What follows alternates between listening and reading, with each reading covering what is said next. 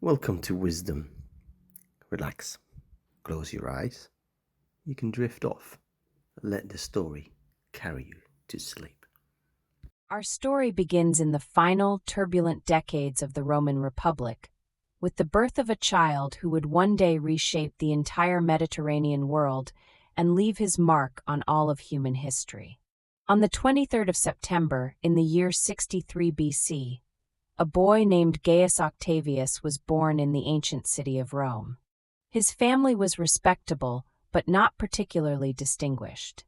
They belonged to the equestrian class, that comfortable middle tier of Roman society situated between the common people and the great senatorial families who had dominated Roman politics for centuries.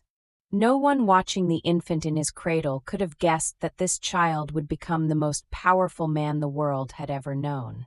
His father was a minor official, his mother connected to the family of Julius Caesar, but only distantly. It was a modest beginning for a man who would eventually be worshipped as a god throughout the vast territories of Rome's dominion. The young Octavius grew up during a time of profound instability and uncertainty. The Roman Republic, which had endured for nearly 5 centuries, was tearing itself apart. Generals marched their armies against one another. Politicians were murdered in the streets. The old certainties of Roman life were crumbling, and ambitious men saw opportunities in the chaos. Among them was Julius Caesar, the brilliant general who was conquering Gaul and amassing wealth and power that made the Senate tremble. Caesar noticed his young relative Octavius. He saw something in the boy, some quality of intelligence or determination that set him apart.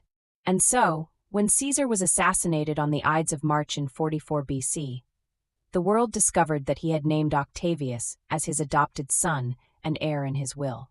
The 18-year-old boy suddenly found himself at the center of Roman politics, with enemies on every side and an inheritance that many powerful men wished to claim for themselves. What followed was years of civil war, alliance, and betrayal. Octavius proved himself far more cunning and ruthless than anyone had expected. He formed the Second Triumvirate with Mark Antony and Lepidus, and together they hunted down Caesar's assassins, Brutus and Cassius, defeating them at the Battle of Philippi in 42 BC. But the triumvirate could not last. 3 ambitious men cannot share power indefinitely. Lepidus was gradually pushed aside, and the Roman world divided between Octavius in the west and Antony in the east. The final confrontation came at the Battle of Actium in 31 BC, where Octavius's fleet destroyed the combined forces of Antony and Cleopatra. The lovers fled to Egypt, where they took their own lives rather than face capture. Octavius stood alone as master of the Roman world. He was 32 years old, and the long centuries of republican government had finally come to an end. In 27 BC, the Senate gathered and granted him the title Augustus, meaning the revered one, the illustrious one. It was a name heavy with religious significance, suggesting something more than human. From this moment, we may speak of him as Augustus, the first Roman emperor, though he was careful never to use that word himself.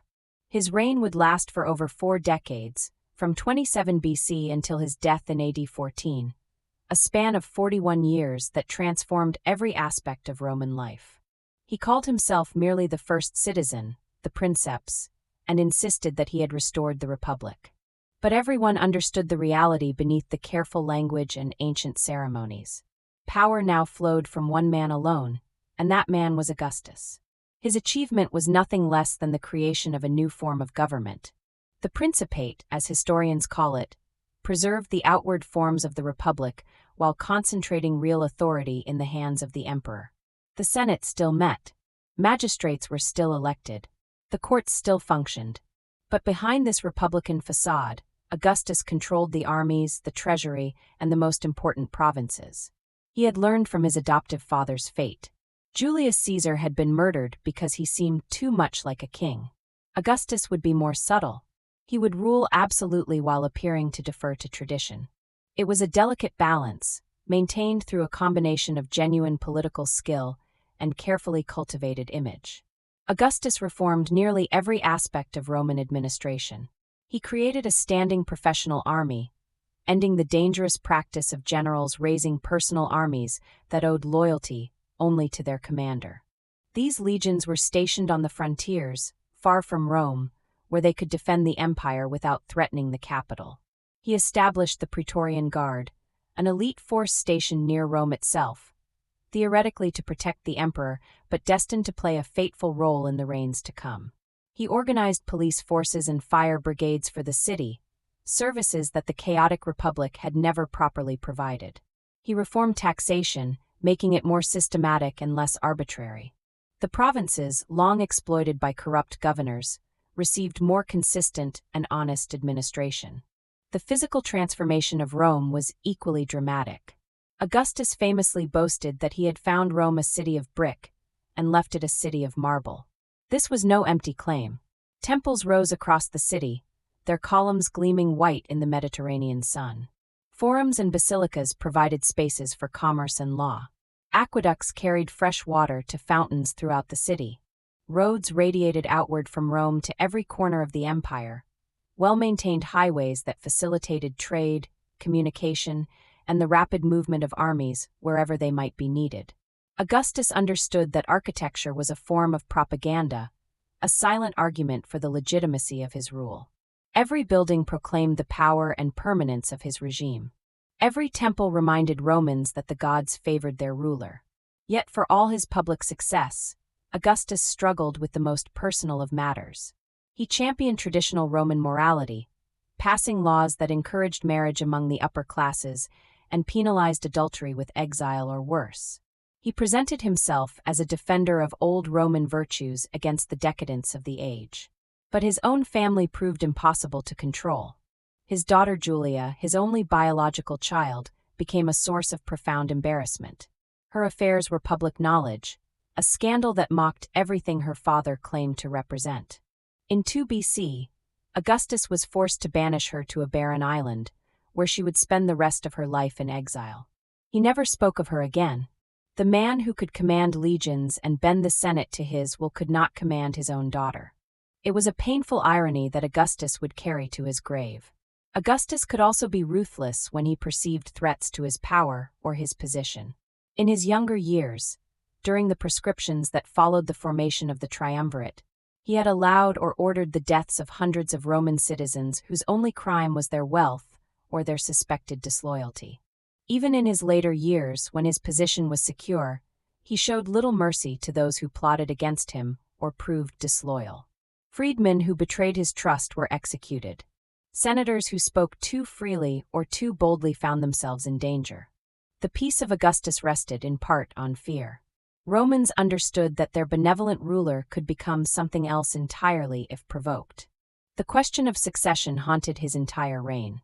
Augustus had no sons of his own, and Roman tradition offered no clear mechanism for transferring power. He pinned his hopes first on his nephew Marcellus, who died young. Then on his grandsons Gaius and Lucius, whom he adopted as his own sons, but they too died before reaching maturity. His grandson Agrippa Postumus proved unstable, and was eventually banished. One by one, Augustus buried the young men he had groomed to succeed him, watching his careful plans crumble with each funeral.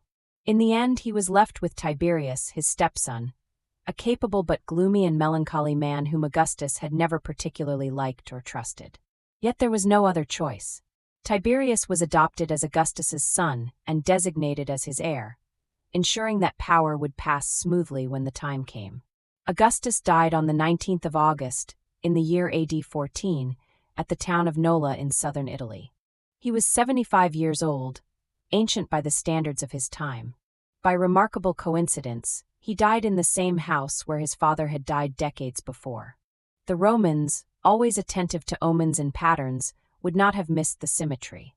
His final illness was mercifully brief, and the ancient sources generally agree that he died of natural causes, simply wearing out after a long and demanding life of constant labor.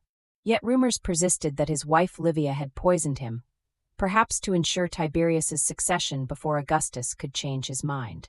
Some whispered that she had coated fresh figs with poison while they still hung on the tree, knowing her husband would pick them himself.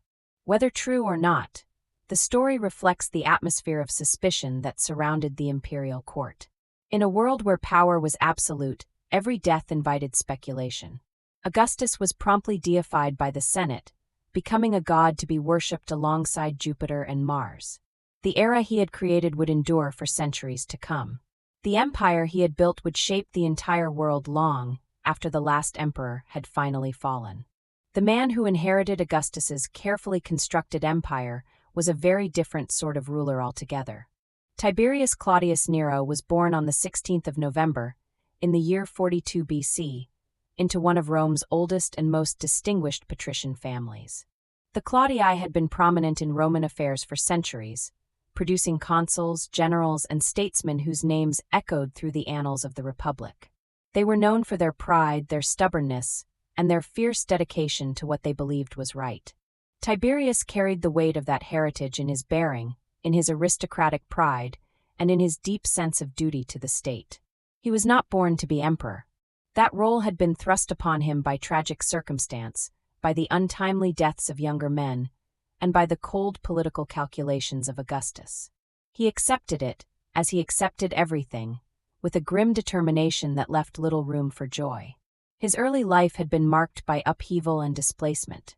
As a small child, he had fled with his parents through the chaos of civil war, narrowly escaping death on multiple occasions. His mother Livia divorced his father to marry the powerful Octavian, the future Augustus, when Tiberius was only 3 years old. The boy was raised in the household of the man who would become emperor, always aware that he was not truly part of that family, always conscious of his ambiguous position. He grew into a tall, strong young man with a reserved manner, a deep intelligence, and a remarkable talent for military command. Augustus sent him to the frontiers of the empire, where he proved himself an excellent general, winning important victories in the Alps, along the Danube, and in the dark forests of Germany where Roman legions had met disaster. He secured the northern borders of the empire through years of patient, methodical campaigning, earning the respect of his soldiers, if not their love. When Augustus died in AD 14, Tiberius became emperor at the age of 55. The Senate confirmed his authority, and no serious rival challenged his position. He was, after all, Augustus's adopted son and designated heir, a proven military commander with decades of experience. Yet from the very beginning, his relationship with the Senate was uneasy. Tiberius seemed to want the senators to share in governing, to take responsibility and show initiative. But decades of Augustus's rule had trained them to defer to the emperor in all things. They waited for instructions and guidance that Tiberius was reluctant to give, for he genuinely wished them to govern alongside him. He grew frustrated with what he saw as their craven servility and lack of initiative. They grew confused by what they perceived as his obscure intentions. It was a poisoned dynamic that would haunt his entire reign. In the early years, Tiberius governed competently and even admirably. He maintained Augustus's administrative framework, avoiding reckless changes or unnecessary innovations. He was fiscally responsible, keeping taxation moderate and building up reserves in the treasury. He avoided military adventures, focusing instead on consolidating the conquests already made. The frontiers remained secure. The provinces were governed with reasonable honesty.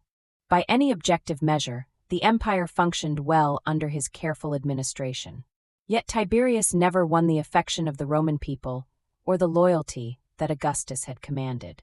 He lacked Augustus's gift for public relations, his ability to seem approachable and benevolent even while wielding absolute power over millions of lives.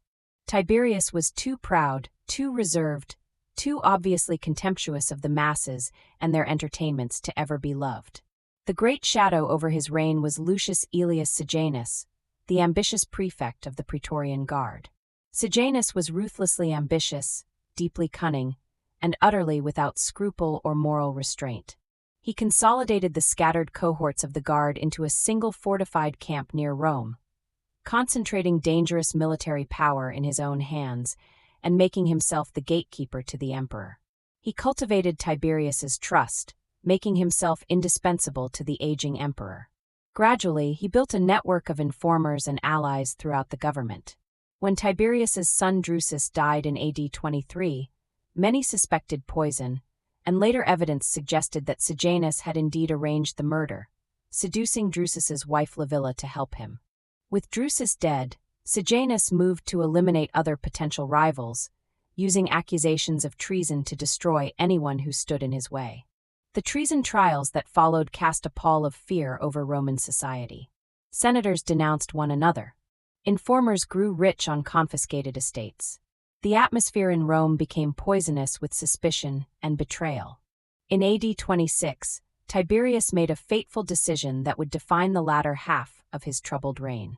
He left Rome and withdrew to the island of Capri, a rugged and beautiful place off the coast near Naples.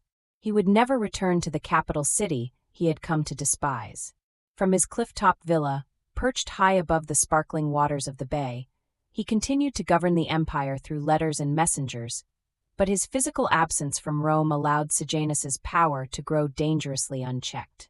Ancient sources paint a lurid picture of Tiberius's life on Capri, describing grotesque sexual depravities and cruel entertainments. How much of this is true we cannot know. The accounts were written by authors hostile to Tiberius, eager to portray him as a monster. What seems certain is that his isolation bred paranoia. Cut off from direct contact with the Senate and the people, he relied increasingly on reports from Sejanus and other informers. Trust became impossible. Every friendship seemed potentially treacherous. The treason trials multiplied during these dark years, creating an atmosphere of terror among the Roman elite that none would soon forget. The ancient law of majestas, originally intended to protect the dignity and majesty of the Roman state, was twisted into a deadly weapon against anyone who might be suspected of disloyalty to the emperor. A careless word, a dream reported by a slave, an ambiguous gesture could lead to prosecution, exile, or death. Properties were confiscated. Families were destroyed. Some of the accusations were surely justified, for there were genuine plots against Tiberius. But many were clearly motivated by personal grudges, political rivalries, or simple greed for the estates of the condemned. Tiberius seemed unable or unwilling to restrain the process. Perhaps he believed the accusations. Perhaps he no longer cared. The reign that had begun with such careful administrative competence was now ending in blood and fear. Tiberius's relationships within his own family were constant sources of grief, suspicion, and bitter disappointment. His nephew Germanicus, a popular and charismatic general beloved by the armies and the common people alike, had died under mysterious circumstances in AD 19, possibly poisoned by agents unknown. Tiberius had never been close to Germanicus, and rumors spread that the emperor himself had ordered the murder, though this seems unlikely. Germanicus's widow Agrippina became Tiberius's bitter enemy, convinced that he had killed her husband. Her sons, potential heirs to the throne, were caught up in the factional struggles around Sejanus. 2 of them would die in prison or exile. Only the youngest, Gaius, survived, protected perhaps by his youth and apparent insignificance. He would later become emperor himself, remembered by history as Caligula. Finally, in AD 31, Tiberius turned against Sejanus with devastating swiftness. Perhaps he received convincing evidence of the prefect's long-planned treachery from an unexpected source. Perhaps he simply recognized how dangerous his once trusted minister had become. In a carefully orchestrated political maneuver worthy of Augustus himself, Tiberius had a lengthy letter read to the Senate that denounced Sejanus and ordered his immediate arrest. The man who had terrorized Rome for years was seized, condemned, and executed on the same day. His body was torn apart by the mob. His children were killed, his statues pulled down, his memory damned. But the destruction of Sejanus did not end the reign of terror. If anything, the treason trials intensified as Tiberius sought to root out all of Sejanus's former allies and associates. The final years of the reign were the darkest of all. Tiberius died on the 16th of March, AD 37, at the coastal town of Misenum on the Bay of Naples. He was 77 years old and had ruled the Roman Empire for 23 years. The ancient accounts of his death are confused and deeply contradictory. Some say he died of natural causes, his aged and weary body simply giving out after a brief illness. Others claim that he was smothered with a pillow by the Praetorian prefect Macro, who was eager to install the young Gaius as emperor. Still others suggest that Gaius himself participated in the murder. What is certain is that Rome greeted the news of his death with undisguised joy and relief. Crowds gathered in the streets of the capital, celebrating wildly and shouting for his body to be thrown into the Tiber. The Senate refused to deify him. His long reign, which had preserved peace and prosperity throughout the vast empire, was remembered only for its cruelty, suspicion, and the terror of the treason trials. Tiberius had never wanted to be emperor, and in the end, the crushing burden of that unwanted power had consumed him entirely. He left behind an empire that was stable, solvent, and at peace with its neighbors, but also a dark legacy of fear and mistrust that would shape the reigns of emperors to come. The young man who now became emperor was born Gaius Julius Caesar Germanicus on the 31st of August, in the year AD 12, into the most exalted family in the Roman world. He was the son of Germanicus, that beloved general whose mysterious death in the distant east had cast such a long and terrible shadow over Tiberius's reign, and of Agrippina the elder, the fierce and ambitious granddaughter of Augustus himself. Royal blood flowed through his veins from multiple directions. From his earliest days, young Gaius was raised among soldiers in the rugged camps along Rome's northern frontiers. His father took him to the military camps on the Rhine, where the legions stood guard against the Germanic tribes, and where the little boy toddled about in a miniature soldier's uniform, complete with tiny military boots. The soldiers adored him and gave him the affectionate nickname Caligula, meaning little boot or little soldier's sandal. It was a name that would follow him into history, though as emperor he is said to have despised it, as he much preferred the dignity of his formal titles to any reminders of his childhood among common soldiers in muddy camps. His early years were marked by unimaginable tragedy and constant danger. He watched helplessly as his family was systematically destroyed by the machinations of Sejanus and the dark suspicions of the aging Tiberius.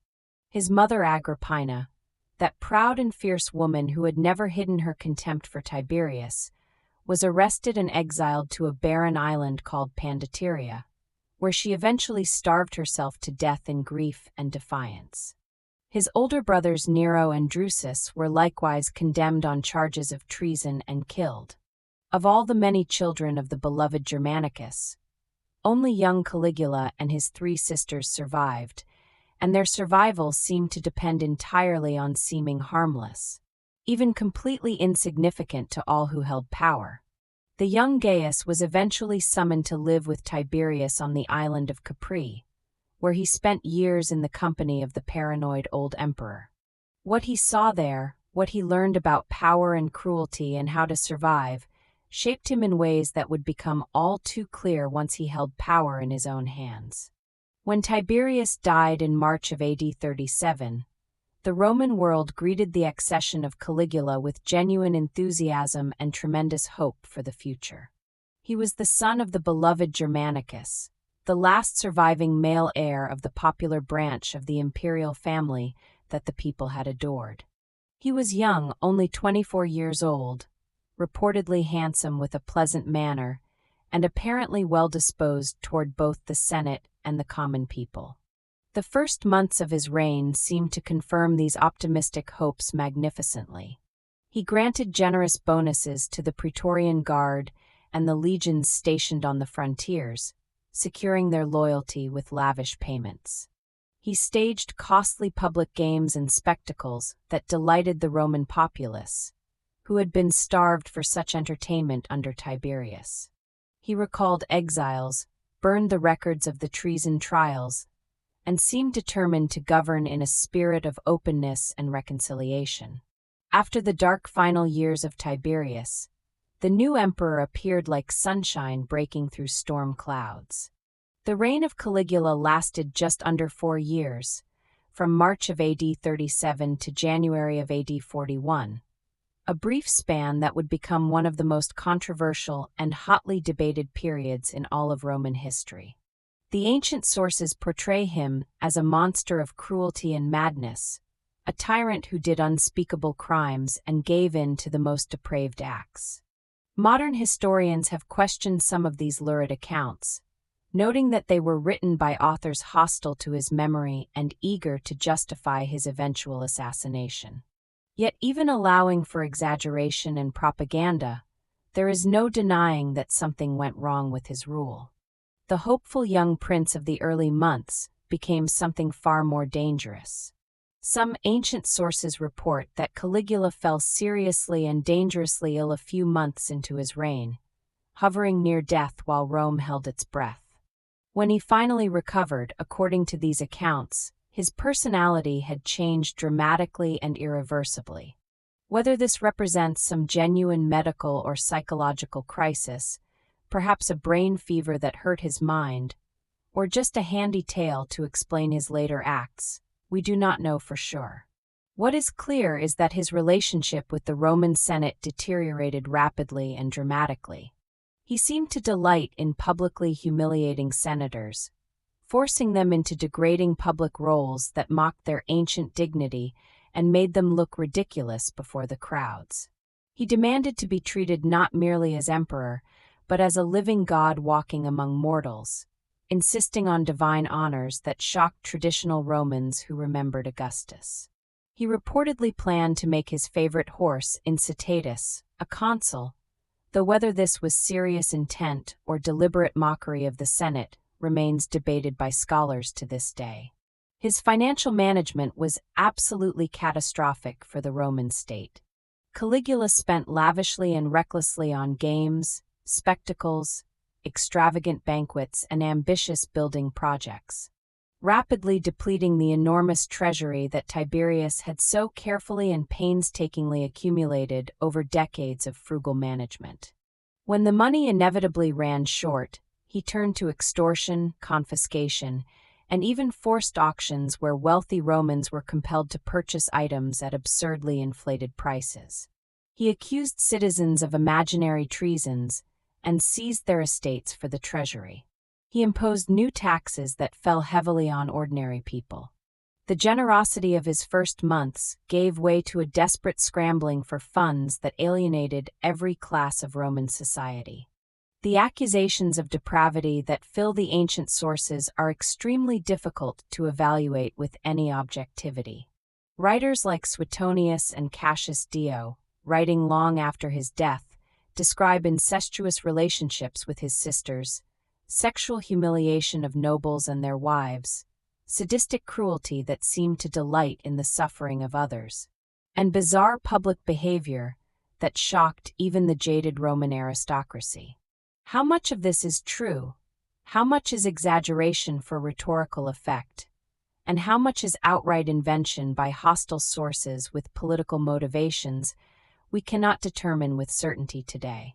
What seems clear is that Caligula violated norms of acceptable behavior in ways that shocked his contemporaries. He blurred the boundaries between emperor and god, between public dignity and private indulgence, between legitimate authority and naked tyranny.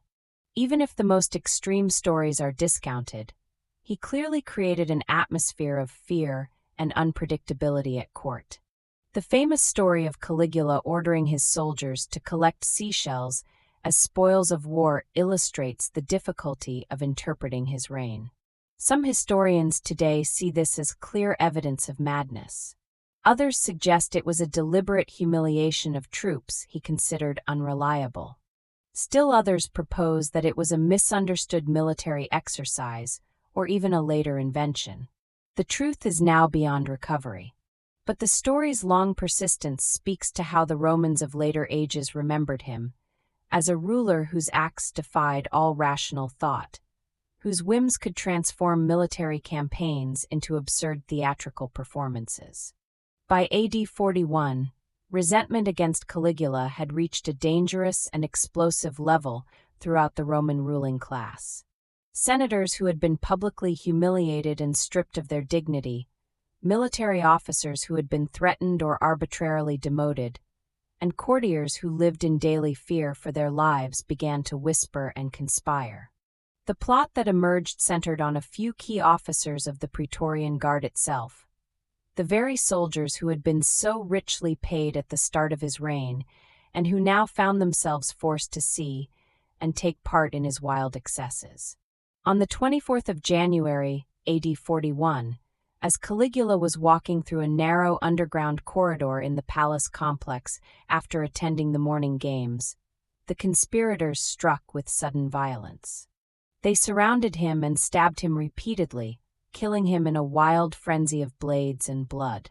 He was 28 years old and had ruled for less than 4 turbulent years. The assassination did not end there, for the conspirators were thorough in their bloody work. The conspirators also murdered Caligula's wife Caesonia, who was stabbed to death, and their infant daughter Julia Drusilla, smashing the baby's head against a wall to ensure no heir survived who might become a rallying point for loyalists seeking revenge. The brutality was deliberate. They wanted to end not just Caligula's life, but his entire line, to make clear that there would be no restoration, no revenge. The Senate briefly entertained hopes of restoring the Republic, but those hopes were quickly dashed. While senators debated, the Praetorian Guard found Caligula's uncle Claudius hiding behind a curtain in the palace, terrified for his life. The soldiers proclaimed him emperor on the spot, recognizing instinctively that their privileges, their wages, and their very power depended on having an emperor to serve and protect. And so the Julio-Claudian dynasty continued despite everything, passing from the murdered tyrant to an unlikely successor, whom absolutely no one had ever considered a serious candidate for imperial power. Caligula's reign had lasted less than 4 years, but its terrible memory would haunt Rome for many centuries, a warning about what happened when absolute power fell into the wrong hands, and when madness sat upon the throne of the world. The man whom the soldiers had found trembling behind a palace curtain was perhaps the most unlikely emperor Rome would ever know in all its long centuries of imperial rule. Tiberius Claudius Drusus was born on the 1st of August, in the year 10 BC, in the city of Lugdunum in the province of Gaul, making him the first Roman emperor to be born outside the Italian peninsula itself. His father was Drusus, the younger brother of Tiberius and a brilliant military general who had died tragically young while campaigning in Germany. His mother was Antonia Minor, the daughter of Mark Antony and Octavia, a woman of formidable character and unimpeachable virtue. He was connected by blood to both Augustus and to Antony, the rivals of Actium, carrying within his veins the mingled heritage of the civil wars that had created the empire. From his earliest years, Claudius was considered an embarrassment to his illustrious and accomplished family. He suffered from physical ailments that made him seem weak and foolish in the eyes of his proud relatives who valued strength and dignity above all else. He walked with a pronounced limp that made every step awkward. His head shook involuntarily, especially when he was nervous or excited. He stammered badly when he spoke, struggling to form words that came easily to others. His own mother reportedly called him a monster whom nature had begun but never finished. Augustus, his great-uncle, treated him with a mixture of bewildered concern and condescending dismissal, never considering him a serious candidate for any public role. Tiberius ignored him almost entirely. Caligula found him useful as a figure of fun, someone to mock at dinner parties and humiliate for the amusement of guests. Throughout the reigns of 3 emperors, Claudius lived in the shadows, dismissed as an idiot, excluded from power, and thereby, perhaps, saved from the deadly intrigues that destroyed so many of his relatives. What his family completely failed to recognize was that behind the awkward and embarrassing exterior lived a keen, curious, and surprisingly capable mind. Claudius spent his long years of exclusion from public life studying, reading, and writing. He became a genuine and accomplished scholar of Roman history, Etruscan antiquities, and the finer points of the Latin language and its grammar. He composed extensive historical works that, though now sadly lost to us, were respected and consulted by later generations of Roman scholars. His long isolation from politics gave him time to observe how government actually functioned, to understand the machinery of empire without being caught up in its dangers. When the Praetorian Guard suddenly thrust power into his hands, he proved far more capable than anyone had expected. The stammering fool turned out to be an effective administrator. Claudius became emperor on the 24th of January, AD 41, immediately after the assassination of Caligula. He was 50 years old, and he had spent half a century being dismissed and overlooked. The Senate, which had briefly dreamed of restoring republican government, was forced to accept the choice that the soldiers had made. They had little alternative. The Praetorians controlled Rome, and they wanted an emperor from the imperial family, someone who would preserve their privileges and pay their wages. Claudius rewarded them with a generous donative, establishing a precedent that would bind emperors and their guards together in mutual dependence for centuries to come. His reign lasted 13 years, from AD 41 to AD 54, and it was marked by substantial accomplishments that belie the ancient caricature of him as a weak and foolish ruler. The most dramatic achievement of his entire reign was the conquest of Britain. In AD 43, Claudius sent 4 legions across the stormy channel to invade the mysterious island that the great Julius Caesar had raided a century before, but had never truly subdued or brought into the Roman fold. The invasion was remarkably successful. Claudius himself traveled all the way to Britain to witness the capture of Camulodunum, the great stronghold of the native kings, and to receive the formal submission of numerous tribal leaders who bent the knee to Roman power. He spent only 16 days on the island, but it was enough to claim a triumph, to add new territory to the empire, and to show at last that the stammering scholar could be a conquering emperor. Beyond Britain, Claudius proved himself a capable administrator who took his duties seriously. He extended Roman citizenship to provinces and communities across the empire, recognizing that Rome's strength lay in incorporating conquered peoples rather than merely exploiting them. He improved the legal system, sitting as judge himself for long hours and showing particular concern for the rights of slaves and freedmen. He invested in infrastructure, building new aqueducts to supply Rome with fresh water, constructing a new harbor at Ostia to facilitate the grain ships that fed the capital, and improving roads throughout Italy and the provinces. These were unglamorous achievements, the quiet and patient work of good government, but they strengthened the empire in lasting and meaningful ways. Yet Claudius's reign was also marked by features that his critics seized upon as evidence of weakness and poor judgment. He relied heavily on freedmen, former slaves who had been given their liberty and who now served in his administration. Men like Narcissus and Pallas accumulated enormous power and wealth, controlling access to the emperor and influencing policy in ways that offended the traditional senatorial aristocracy. To the old elite, it seemed degrading that former slaves should wield such authority, that the business of empire should pass through their hands rather than through the proper channels of senatorial consultation.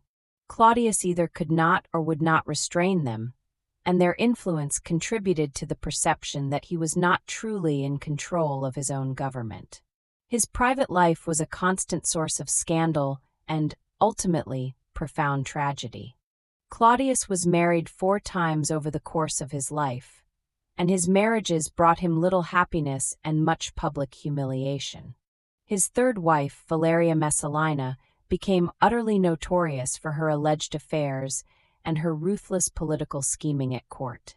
The ancient sources describe her as a woman of insatiable appetites and shameless behavior who betrayed her husband repeatedly, and even staged a shocking public marriage ceremony with one of her young lovers, Gaius Silius, while Claudius was away from Rome on imperial business. When the scandal finally reached the emperor, Messalina was executed, leaving Claudius a widower with young children and a reputation as a cuckold who had been the last to know of his own disgrace. His 4th and final marriage proved even more fateful for the future of the dynasty.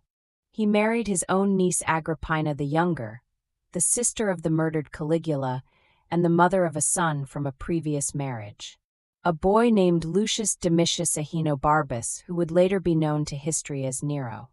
Agrippina was ambitious, intelligent, and utterly ruthless in advancing her son's interests above all other considerations. She persuaded Claudius to adopt Nero as his own son and designated heir, thereby pushing aside Britannicus, the emperor's own biological son by the executed Messalina. She accumulated power and influence at court, carefully maneuvering her loyal supporters into key positions throughout the government and preparing the way for Nero's eventual succession to the throne. Ancient sources suggest that when Claudius began to waver, to reconsider the arrangement and favor Britannicus once more, Agrippina acted decisively to protect her investment. Claudius died on the 13th of October, AD 54, at the age of 63 years. The official announcement proclaimed that he had been taken suddenly ill after eating a dish of mushrooms, his favorite delicacy. But rumors immediately spread throughout Rome that Agrippina had poisoned him to secure the throne for her son before the old emperor could change his mind about the succession. Some accounts claim that she employed a professional poisoner to coat the mushrooms he loved. Others say that when the first dose failed to work quickly enough, a physician named Xenophon finished the job by administering poison on a feather, supposedly to help Claudius vomit. Whether true or not, these stories reflect the deep suspicion that surrounded deaths in the imperial family, where natural causes were never quite believable and every passing was examined for evidence of murder. The Senate officially deified Claudius after his death, enrolling him among the gods of Rome and declaring that divine honors should be paid to him throughout the empire. It was a recognition that, despite his physical infirmities and awkward manner, despite his scandalous wives, and despite his heavy reliance on freedmen, he had governed the vast empire competently and responsibly for 13 years. He had conquered Britain and added it to Rome's dominions. He had extended citizenship to communities across the provinces. The stammering fool whom his own proud family had despised and dismissed for decades had proven himself entirely capable of ruling the greatest power the world had ever known. Yet his own legacy was in fact very complicated by what came after. The son he had adopted, the boy Agrippina had placed in line for the throne, would become the Emperor Nero, and Nero's dark reign would end the Julio-Claudian dynasty in fire and blood. Claudius had preserved the empire and significantly extended its boundaries, but he had also, perhaps quite unwittingly, set the stage for the reign of its most notorious and destructive ruler. The young man who now ascended to the throne of the Roman world was just 16 years old, a boy raised entirely in the shadow of his ruthless and deeply ambitious mother. Nero Claudius Caesar Augustus Germanicus, as he was now formally known following his adoption by Claudius, had been born Lucius Domitius Ahenobarbus on the 15th of December, AD 37, in the pleasant seaside town of Antium south of Rome. His father was Gnaeus Domitius Ahenobarbus, a man of notoriously cruel and dissolute character, who reportedly said that any child born of himself and Agrippina could only be a disaster for Rome. That father died when Nero was only 3 years old. His mother was Agrippina the Younger, the surviving sister of the murdered Caligula, and one of the most formidable women in all of Roman history. From his earliest years, Nero's life had been shaped by his mother's consuming ambition to see her son rule the world, and now, with the death of Claudius, that ambition had been realized at last. The early years of Nero's reign were surprisingly successful and well-regarded. He was guided by 2 exceptional advisors who worked together to keep his worst impulses carefully in check. The first was Lucius Annaeus Seneca, the famous Stoic philosopher and prolific writer who had been recalled from exile on the island of Corsica to serve as Nero's tutor, and who now became his principal advisor on all matters of state and policy.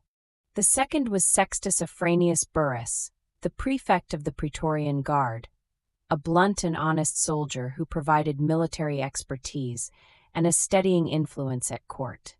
Together, Seneca and Burrus managed the young emperor, steering him toward moderate policies and keeping him occupied with harmless pleasures while they attended to the serious business of governing. The first 5 years of Nero's reign, known to later generations as the Quinquennium Neronis, were remembered as a time of good government, reduced taxation, and relative harmony between the emperor and the Senate. But the arrangement could not last forever. Nero grew older and increasingly resentful of the controls placed upon him. He chafed against the influence of his mother, who expected to rule through him and who interfered constantly in matters of state and even in his personal life. The relationship between mother and son deteriorated into bitter hostility. Agrippina threatened to support Britannicus, the biological son of Claudius whom Nero had displaced as heir.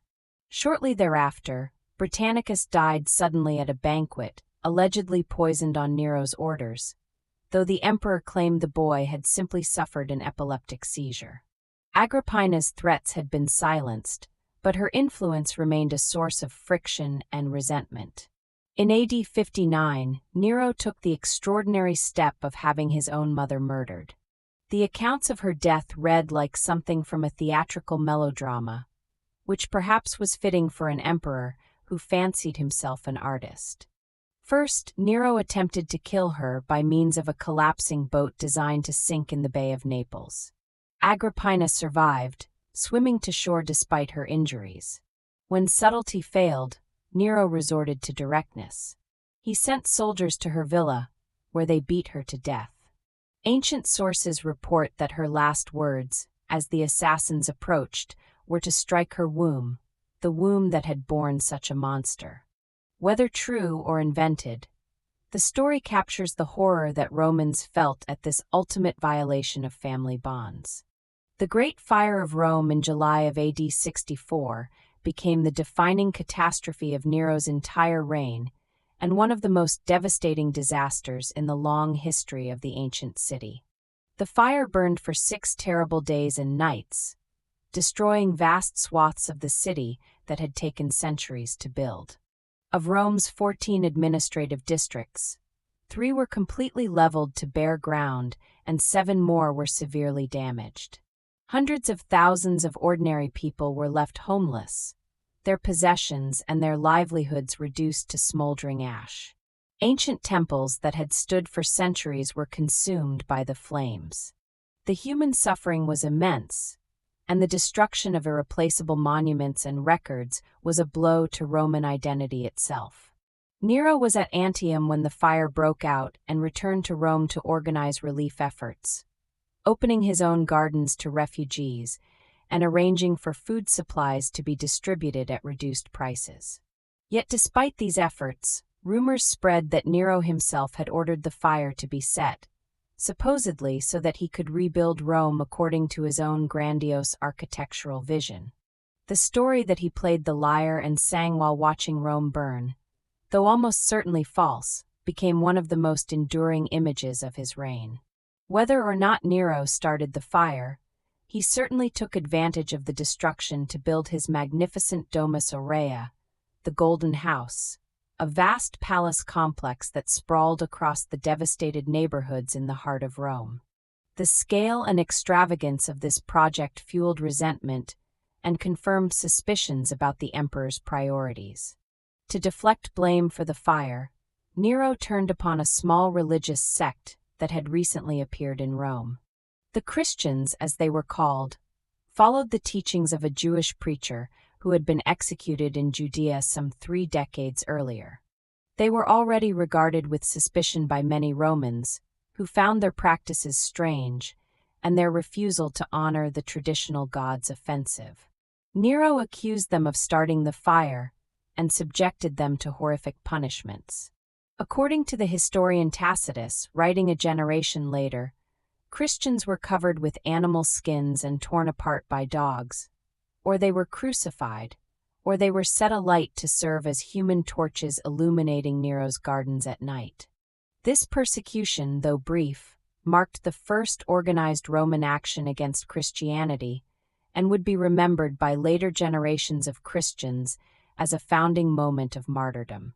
As the years passed, Nero devoted himself increasingly to his artistic pursuits, performing publicly as a singer, actor, and charioteer in ways that shocked traditional Roman sensibilities.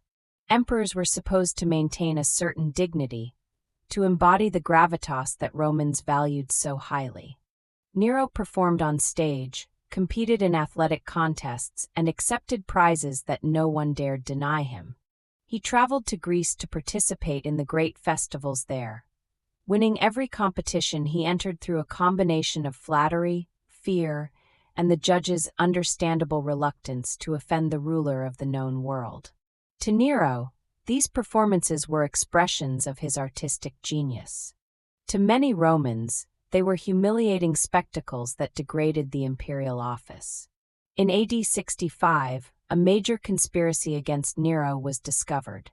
The conspiracy, known to history as the Pisonian Conspiracy after its nominal figurehead Gaius Calpurnius Piso, involved senators, wealthy knights, military officers, and even trusted members of the Praetorian Guard itself. The conspirators planned to assassinate Nero and install Piso as emperor.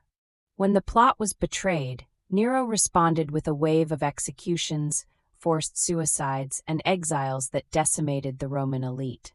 Among those compelled to take their own lives was Seneca, Nero's former tutor and advisor, who died with philosophical calm, opening his veins in a warm bath while discoursing on the immortality of the soul. The poet Lucan, Seneca's nephew and the author of an epic poem on the civil wars, was also forced to suicide. The terror spread rapidly throughout Roman society, creating an atmosphere of fear and constant suspicion. By AD 68, discontent with Nero's rule had reached an absolute breaking point across the empire.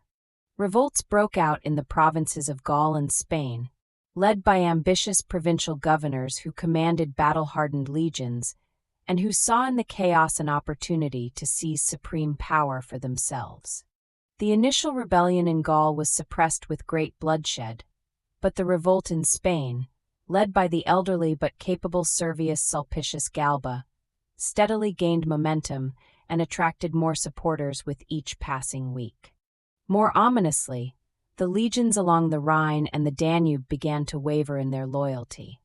The Praetorian Guard in Rome itself, the emperor's last line of defense, was persuaded to abandon Nero by their new prefect, who had been promised rewards by Galba's supporters.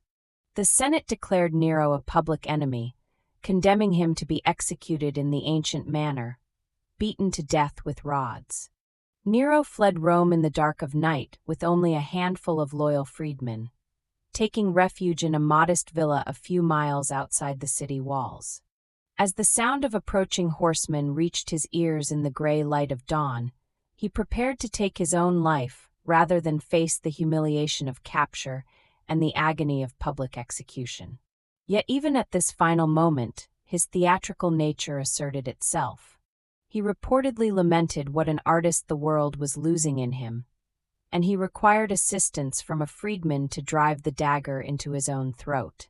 He died on the 9th of June, AD 68, at the young age of 30 years. He was the last of the Julio-Claudian dynasty, the remarkable family that had ruled the Roman world for nearly a century since Augustus had established the Principate in the aftermath of civil war. With his death, that extraordinary lineage came to its final end, and Rome plunged once again into a terrible year of civil war as rival generals fought desperately for the vacant throne. The death of Nero opened a wound in the Roman state that would take nearly 2 years of bloodshed and chaos to heal.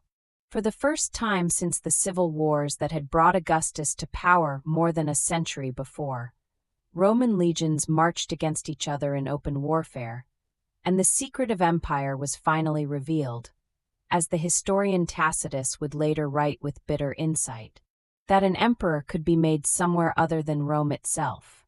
The terrible year that followed, AD 69, would see 4 different men claim the purple in rapid succession, each rising to power on the swords of his loyal soldiers, and each falling when those same swords inevitably turned against him. It was a year of chaos, bloodshed, and uncertainty that shook the foundations of the Principate and reminded Romans of the terrible civil wars their grandfathers had survived. The first of these four emperors was Servius Sulpicius Galba, the elderly governor of Spain whose revolt had helped bring down Nero. Galba was born in the year 3 BC, making him 70 years old when he claimed the throne.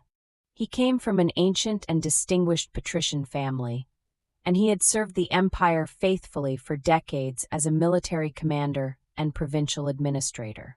He was known for his old-fashioned severity, his fiscal conservatism, and his rigid adherence to traditional Roman values.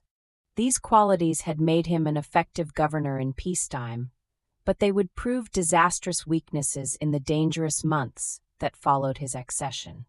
Galba entered Rome in the autumn of AD 68, escorted by his loyal Spanish legions and formally acclaimed by the grateful Senate. He inherited an empire in severe financial crisis, its treasury utterly drained by Nero's wild extravagances and reckless spending on monuments to his own glory.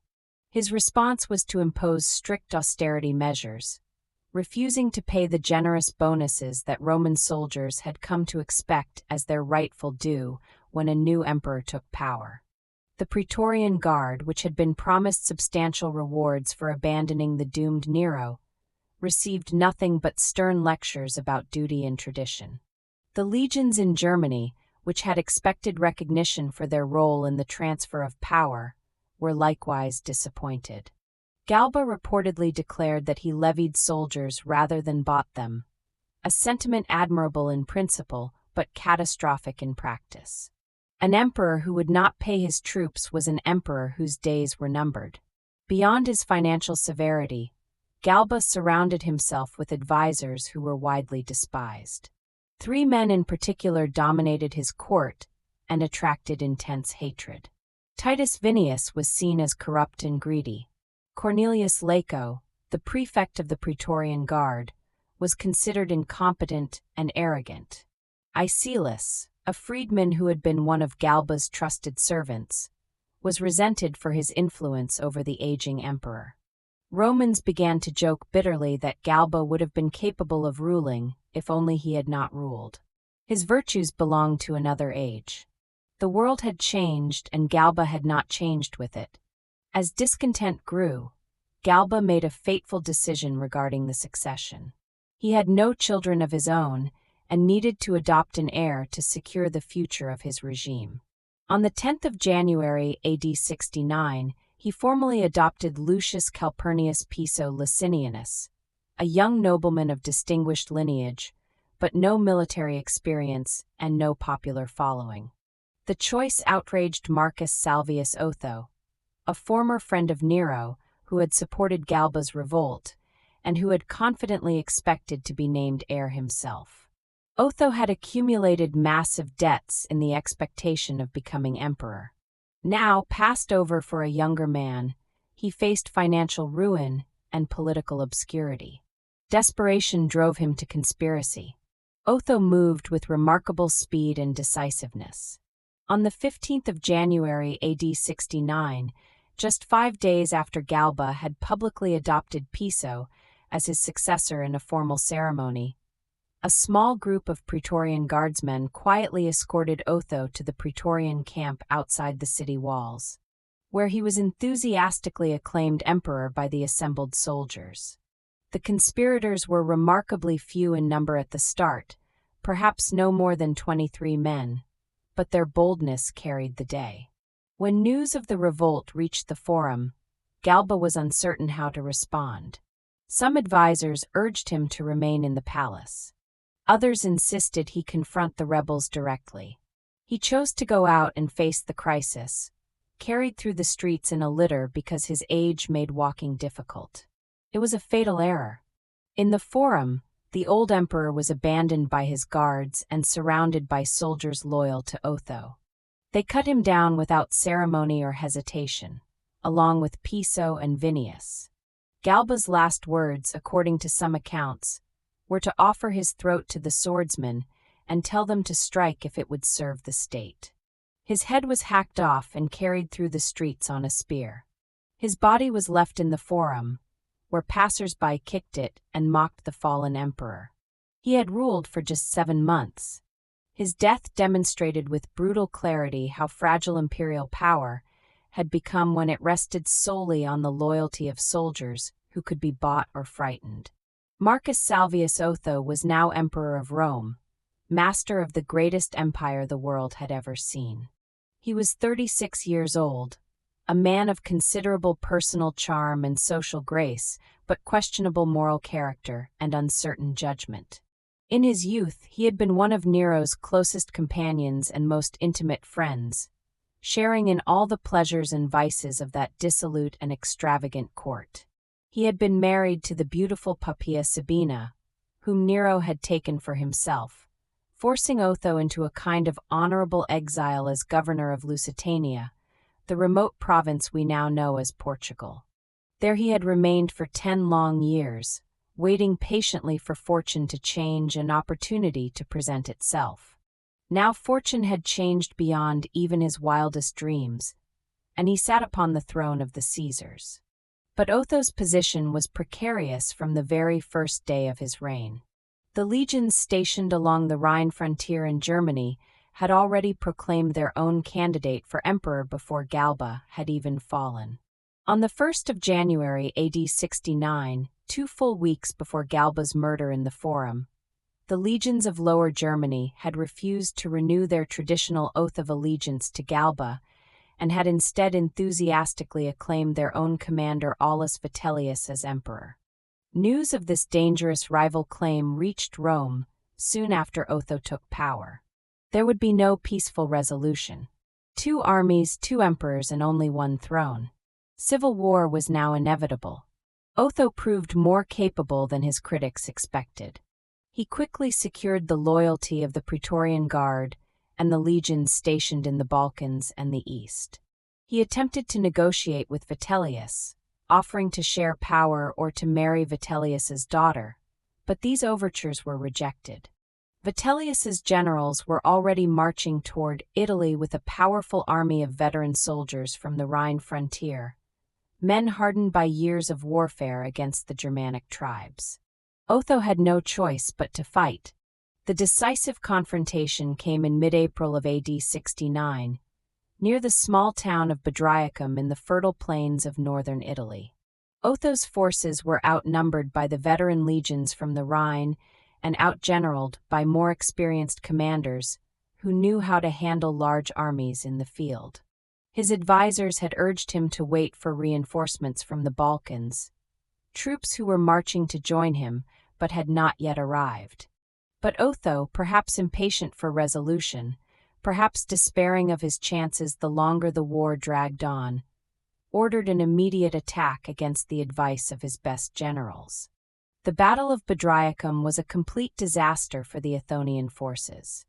Though the fighting was fierce and losses were heavy on both sides, Otho's army was routed and driven from the field. Many of his soldiers fled or surrendered.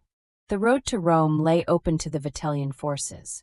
When news of the crushing defeat reached Otho at his headquarters, his officers urged him to continue the fight. Substantial reinforcements from the Balkan legions were on the way and would arrive within days.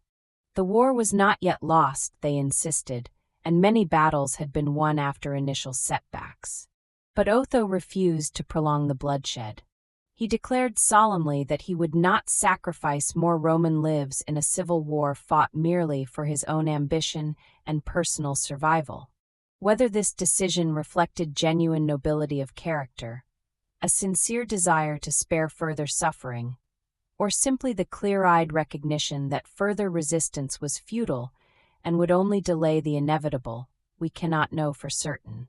On the morning of the 16th of April AD 69, having made his decision, Otho retired to his tent, calmly settled all his affairs, distributed generous gifts to his servants and freedmen, and then fell upon his own sword with a steady hand.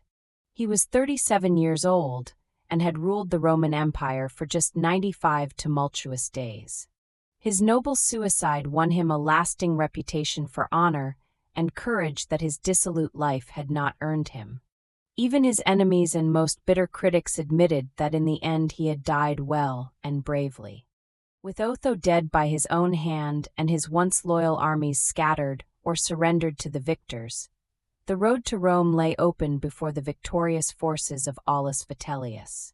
The third emperor of this terrible year of chaos and bloodshed now prepared to claim his prize, the throne of the greatest empire the world had ever known. Vitellius was born on the 7th of September, in the year AD 15, into a family that had risen to prominence and wealth through faithful service to the Julio-Claudian emperors over several generations. His father had been a trusted advisor to the Emperor Claudius and had held the consulship 3 times, an extraordinary and almost unprecedented honor that reflected the family's high standing at court. The younger Vitellius had grown up in the imperial palace, surrounded by the intrigues and pleasures of that dangerous world. He was known for his affability, his love of good food and wine, and his complete lack of military distinction. It was precisely this lack of ambition that had made Vitellius an attractive choice for the restless legions of Germany. The soldiers wanted an emperor they could control, a man who would reward them generously and interfere little in their affairs. Vitellius seemed perfect for the role. He was genial and easygoing, happy to let others handle the details of government while he enjoyed the benefits of his position. When the legions acclaimed him emperor on the 1st of January, AD 69, he accepted the honor with apparent reluctance but also with evident pleasure. His generals had won his throne for him. Now he would enjoy it. The march to Italy had been marked by violence and disorder. The Germanic legions were rough men, accustomed to hard fighting and hard living on the frontier. They treated Italy like conquered territory, plundering and pillaging as they advanced. Towns that resisted were sacked. Civilians who offended the soldiers were killed.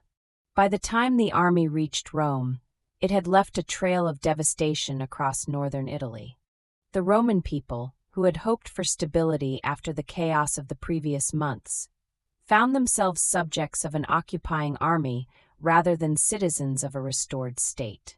Vitellius entered Rome in July of AD 69, amid scenes of celebration that masked the underlying tension.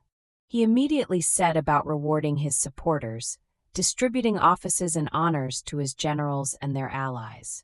He disbanded the existing Praetorian Guard, which had supported first Galba and then Otho, replacing them with soldiers from his own Germanic legions.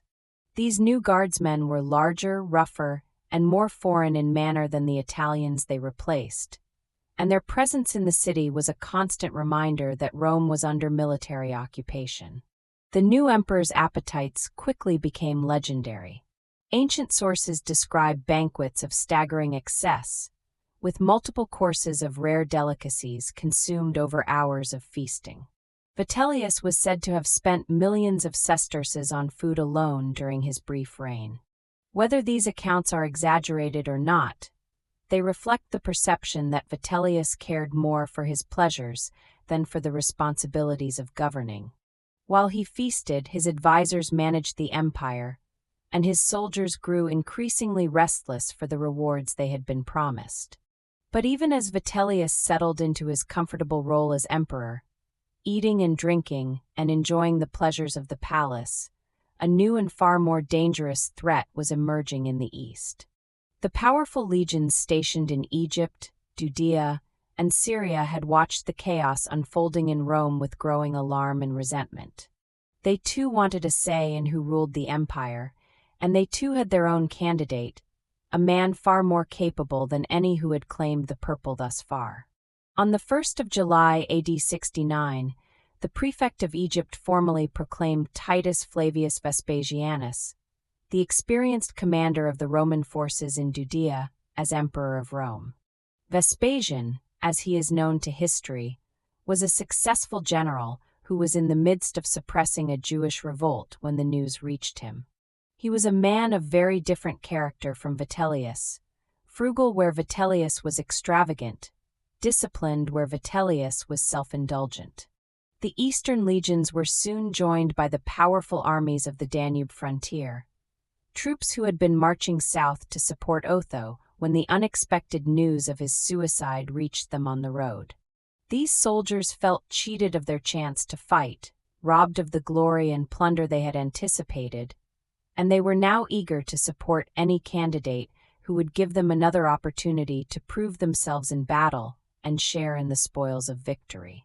Under the bold and aggressive command of Marcus Antonius Primus, a general who was as ruthless as he was capable, the Danubian legions began their fateful march toward Italy in late summer of AD 69. Vitellius now faced a war on two fronts, with enemies approaching from both the east and the north. The response of Vitellius to this mounting crisis was characteristically sluggish and ineffective. He seemed utterly unable to grasp the seriousness of the situation facing him, or to take the decisive military action that might have saved his throne and his life. His generals urged him to march north and confront the Danubian legions before they could reach Italy, but Vitellius delayed, enjoying one more banquet, attending one more spectacle, finding excuses to remain in the comfort of Rome. When his forces finally moved to intercept the enemy, they were poorly coordinated and badly led. The initiative had been lost, and the Flavian forces were advancing rapidly. The Second Battle of Bedriacum, fought in the last days of October of AD 69 on the same blood-soaked ground where Otho's forces had been defeated just 6 months before, decided the fate of Vitellius and his short-lived regime. The Vitellian forces, though numerous and not lacking in courage, were outmatched by the aggressive and relentless tactics of Antonius Primus, who drove his men forward with fierce determination. The battle raged through the night hours, a chaotic and extraordinarily bloody affair illuminated by torches and burning buildings, that ended only with the complete and utter rout of Vitellius's demoralized army. The survivors of the battle fled in all directions, many throwing away their weapons and armor. The road to Rome was open once again, this time to a vengeful Flavian army hungry for revenge against the soldiers who had plundered and pillaged their way south just a few months before. As news of the crushing defeat at Bedriacum spread throughout the empire, Vitellius desperately attempted to negotiate for his life. He offered to abdicate the throne, to retire into quiet private life, to accept any terms at all that would spare him from death. But events had moved far beyond his ability to control them. The Flavian forces were advancing rapidly on Rome, and within the city itself, supporters of Vespasian were rising up in open revolt. Fierce and bloody street fighting erupted between the remaining Vitellian soldiers and Flavian sympathizers. The great temple of Jupiter on the Capitol itself was besieged and burned to the ground, destroying ancient temples, sacred relics, and priceless historical records in a terrible conflagration that shocked Romans as deeply as the Great Fire had shocked them under Nero just 5 years before. Vitellius's own brother Sabinus was killed in the fighting, adding family tragedy to political disaster. The end for Vitellius came on the 20th of December, AD 69, a date that brought the long nightmare of civil war to its bloody conclusion. Vitellius was discovered hiding in a doorkeeper's lodge in the imperial palace, having fled desperately from room to room as the Flavian soldiers closed in around him. He was dragged out into the daylight, his hands bound behind his back, a noose placed around his neck like a common criminal. Soldiers drove him through the streets toward the Forum, tormenting and mocking him along the way, forcing him to keep his head up so that everyone could see the fallen emperor's shame and humiliation. In the Forum, where the unfortunate Galba had died less than a year before amid similar scenes of chaos and betrayal, Vitellius was killed by repeated sword thrusts from the surrounding soldiers. His mutilated body was dragged through the streets and thrown into the muddy waters of the Tiber. He had ruled for 8 months, and he had spent most of that time eating elaborate banquets while his empire crumbled around him. With Vitellius dead and his supporters scattered or in hiding, The way was at last clear for Vespasian to claim the throne he had won. The Senate met in its ancient chamber and formally proclaimed him emperor, though he was still far away in the east, and would not reach Rome for many months to come. The terrible year of the 4 emperors was finally over. Galba, Otho, and Vitellius had all risen to power and fallen from it in the space of just 18 chaotic months. Only Vespasian remained standing, the unexpected founder of a new dynasty that would restore stability and good government to an empire that had been shaken to its very foundations by civil war and the struggle for power. The secret of empire had been revealed for all to see, and the price of that terrible knowledge had been paid in the blood of thousands of Roman soldiers and citizens. The man who now emerged as emperor from the wreckage of civil war was unlike any ruler who had held the throne before him. Titus Flavius Vespasianus was born on the 17th of November, in the year AD 9, in a small and unremarkable village in the Sabine country northeast of Rome. His family was respectable but far from distinguished in any way, belonging to the equestrian class of successful businessmen rather than the ancient senatorial aristocracy that had dominated Roman politics for centuries. His grandfather had been a common soldier who rose through the ranks by his own merit and determination. His father was a tax collector and money lender in the provinces, a necessary occupation but not one that commanded great respect. There was nothing in his ancestry to suggest imperial destiny, no connection to the divine Augustus or the great families of the Republic. He was, in Roman terms, a new man, and his rise to the purple demonstrated that ability and circumstance could matter more than bloodline. Vespasian had built his career through decades of solid military service and competent administrative work. He had served in Thrace as a young officer, in Crete as a quaestor, and in Africa as a provincial governor. He had commanded a legion with distinction during the invasion of Britain under Claudius, fighting more than 30 engagements against the native tribes and subduing 2 powerful British kingdoms, achievements for which he was awarded triumphal ornaments. He had held the consulship in AD 51, an honor that was quite remarkable for someone of his relatively humble background. By the time Nero sent him to Judea in AD 67 to suppress the Jewish revolt, he was a proven general with decades of experience. He was also 60 years old, an age when most Romans would have been thinking of retirement rather than rebellion. But the chaos of the year 69 had presented an opportunity that he was shrewd enough to seize. Vespasian did not reach Rome until October of AD 70, nearly a year after the Senate had proclaimed him emperor. He had remained in the east, securing his base of support and allowing his generals to win his throne for him. His son Titus was left to complete the siege of Jerusalem, a task that would culminate in the destruction of the temple and the dispersal of the Jewish people. Meanwhile, Vespasian traveled slowly westward, receiving delegations, consolidating alliances, and preparing for the enormous task of reconstruction that awaited him. When he finally entered Rome, he came not as a conquering general seeking glory, but as a practical administrator ready to restore order. The empire he inherited was in truly desperate condition after the chaos of civil war. The treasury had been completely emptied by Nero's legendary extravagance and the subsequent wars between rival claimants to the throne. The armies were demoralized and restless, having learned during the year of 4 emperors that they could make and unmake rulers at will. The city of Rome itself bore the visible scars of street fighting, and the burned and blackened temple of Jupiter on the Capitol stood as a stark and terrible reminder of how close the entire Roman state had come to complete collapse. Vespasian approached these challenges with the same methodical determination that had characterized his military career.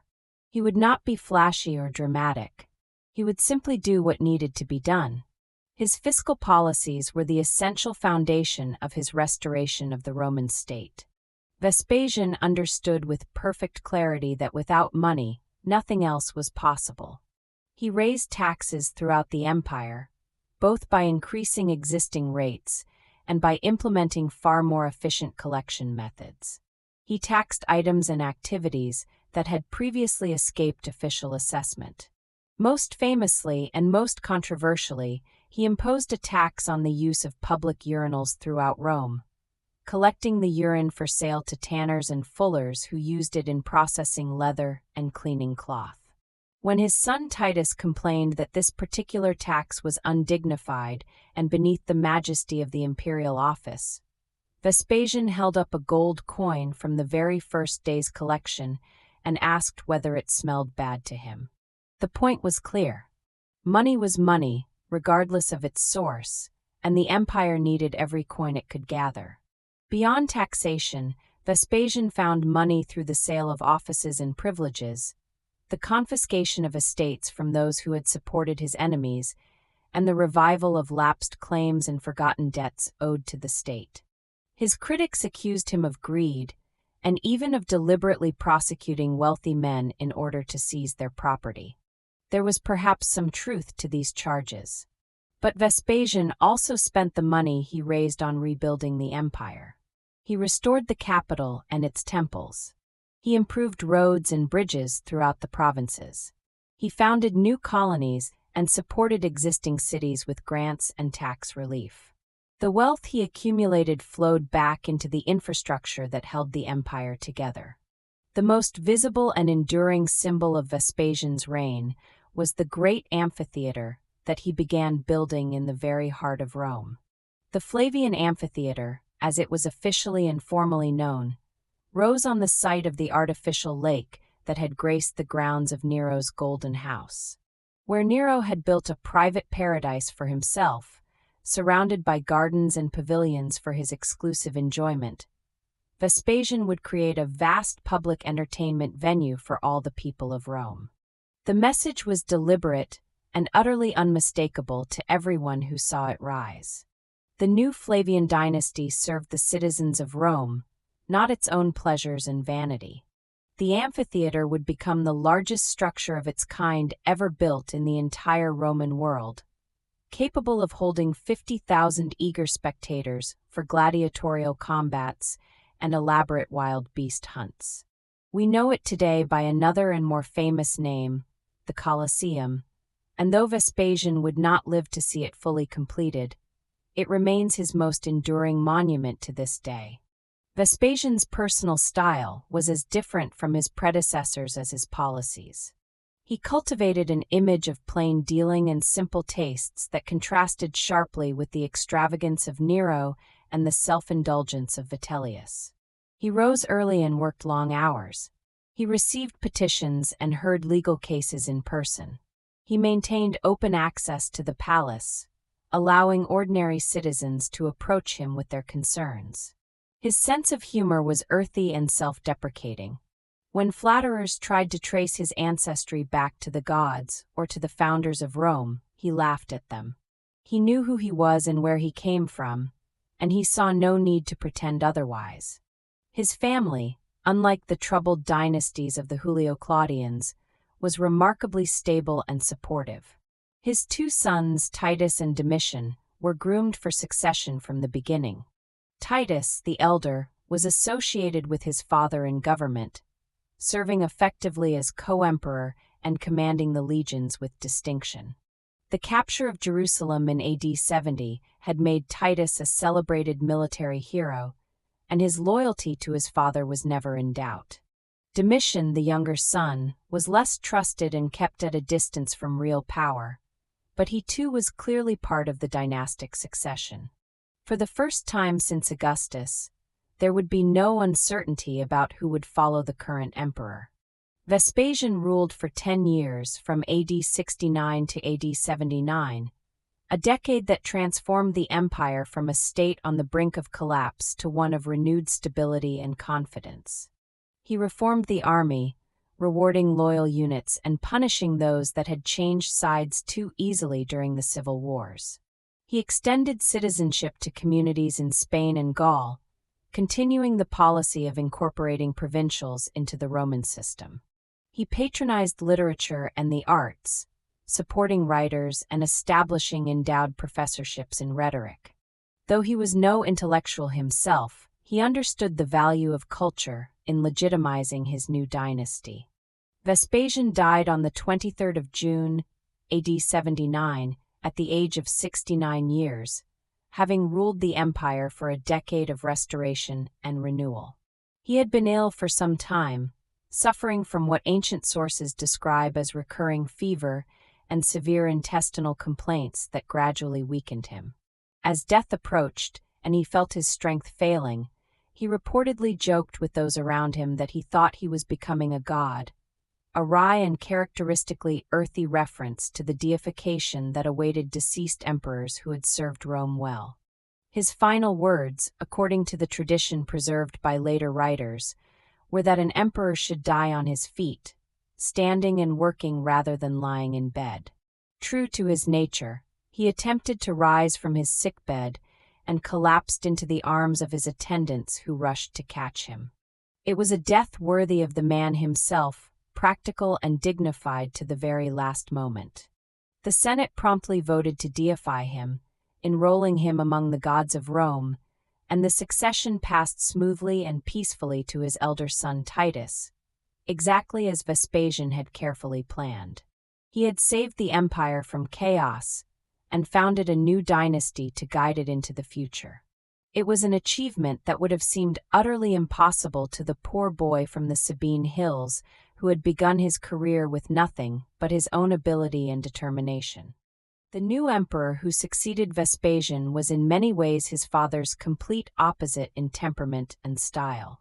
Titus Flavius Vespasianus, named for his father but destined to be remembered simply as Titus, was born on the 30th of December, in the year AD 39 in Rome itself. Where his father had been plain-spoken and rigorously frugal, Titus was naturally charming and remarkably generous with his wealth. Where Vespasian had been cautious and methodical in all things, Titus was bold and decisive, willing to take risks that his more conservative father would have avoided.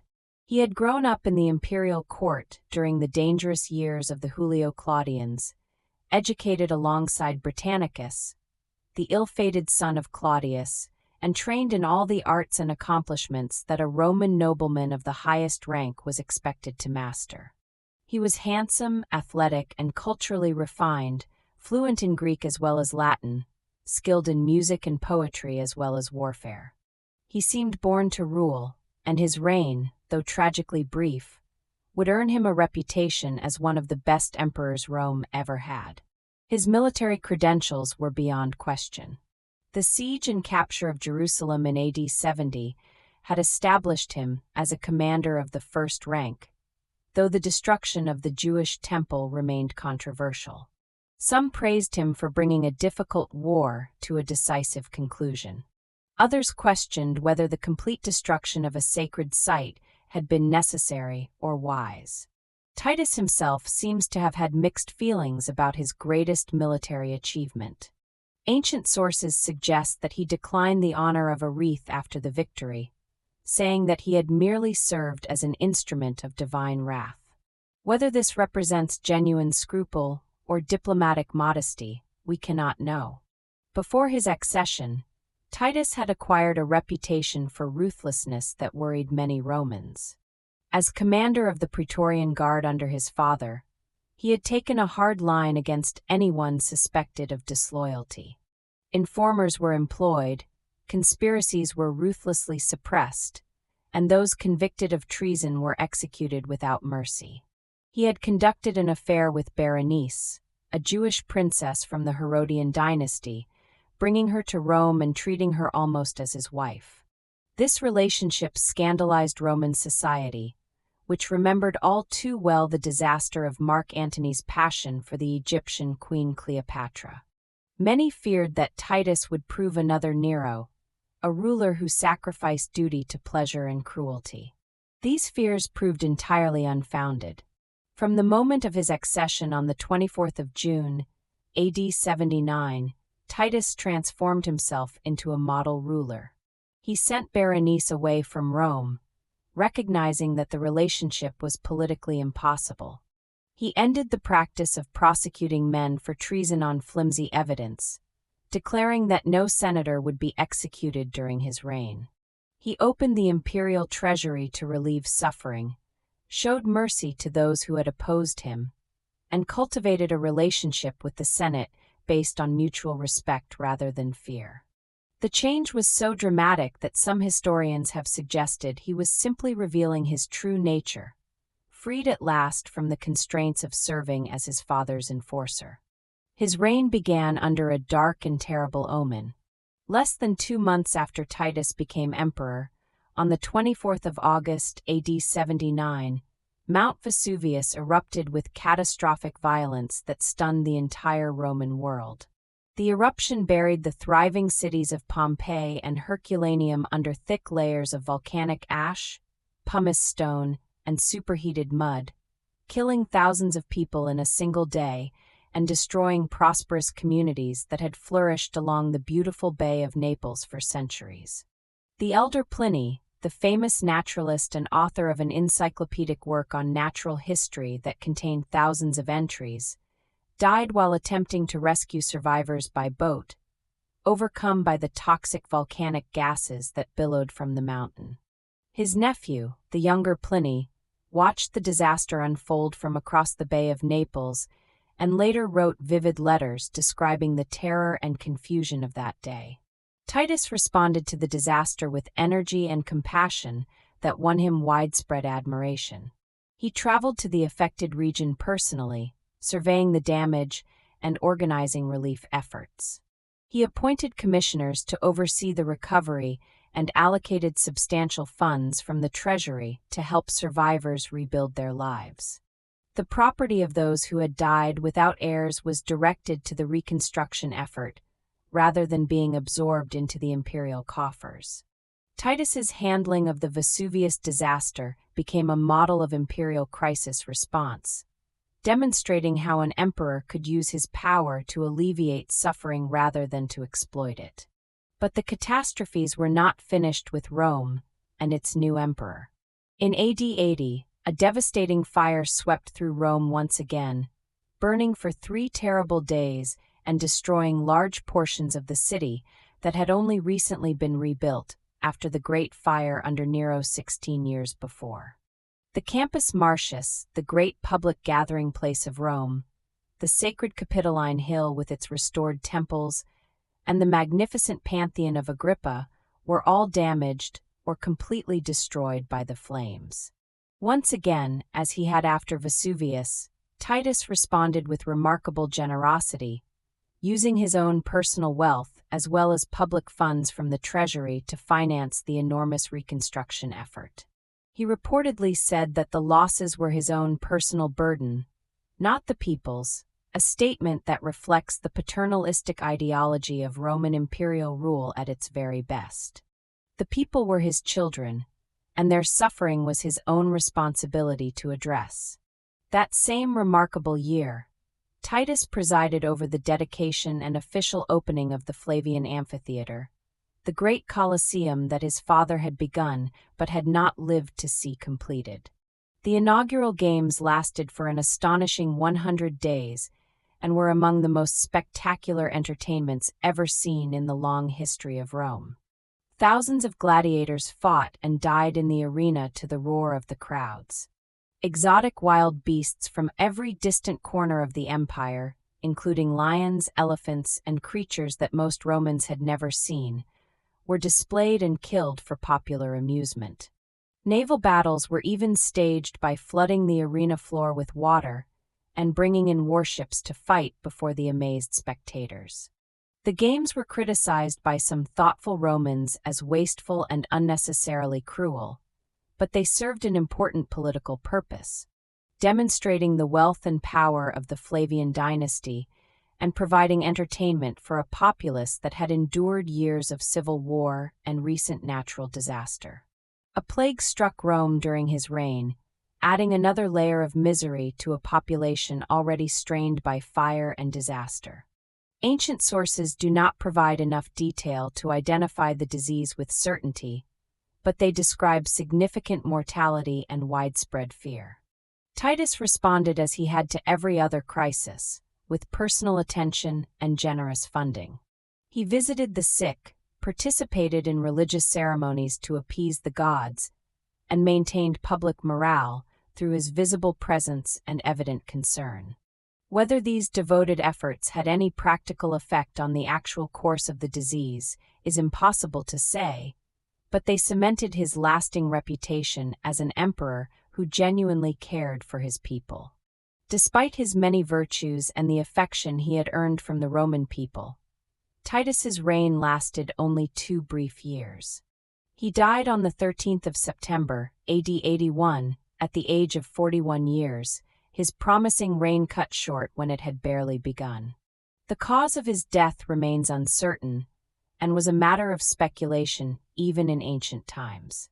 Most sources mention a fever that struck him suddenly and refused to break, but some ancient writers suspected poison, administered either by his ambitious brother Domitian, who stood to inherit the throne, or by unknown enemies who feared his growing power and popularity. Titus himself reportedly said on his deathbed that he had made only one mistake in his entire life, though he stubbornly refused to specify what that mistake had been. This mysterious final statement has generated centuries of speculation among historians and scholars.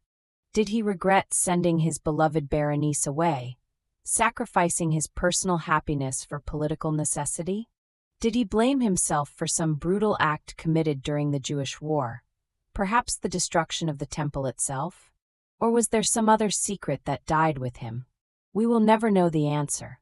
The people of Rome mourned Titus as they had mourned few emperors before him in the long history of the Principate. He was remembered for generations as the delight and darling of the human race, a phrase that captured beautifully the genuine affection he had inspired during his brief time on the throne.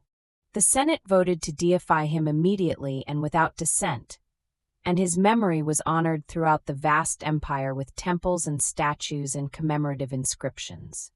In just over 2 years, he had demonstrated what a Roman emperor could be at his very best: generous, compassionate, and genuinely concerned for the welfare of his subjects. His early death cut tragically short a reign that might have ranked among the greatest in all of Roman history. Instead, power passed to his younger brother Domitian, a man of very different character and temperament, and the Flavian dynasty would ultimately end in the same violence and bloodshed that had destroyed so many of the dynasties that came before it. The last of the Flavian emperors came to power in the long shadow of his beloved brother, and he would never truly escape that shadow as long as he lived. Titus Flavius Domitianus, known to history simply as Domitian, was born on the 24th of October, AD 51, the younger son of Vespasian, and the brother whose fame and popularity would forever overshadow his own achievements. Where Titus had been groomed for power from an early age and given meaningful responsibilities, Domitian had been kept at the margins of the family enterprise, given honorary titles and ceremonial positions, but denied any real responsibility or authority.